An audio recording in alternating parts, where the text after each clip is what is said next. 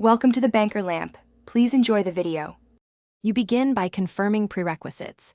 You have account access, backup codes, and a recovery phone or email.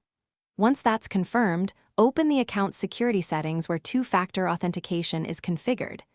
Make sure you can sign in. If you cannot, use an account recovery flow first. Then locate the option to disable or reset 2FA, often labeled Authenticator app or two-factor, and tap it. This first action tells the service you plan to reconfigure the app. Once you've located the option, temporarily disable or remove the linked Authenticator entry as prompted. Providers require this before issuing a new setup code. Next, choose the Reconfigure or Setup Authenticator action. This generates a QR code and / or a manual setup key. Open Google Authenticator on your device, tap to add an account, and select Scan QR code or enter setup key. Make sure the time on your device is set to automatic. Otherwise, codes may not match.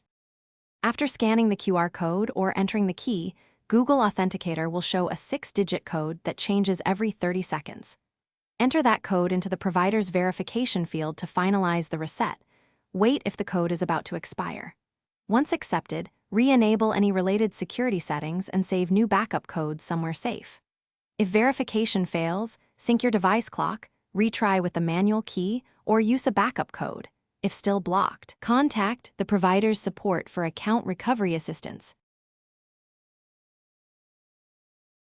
Thanks for watching. If this was helpful, leave a like and consider subscribing. See you next time.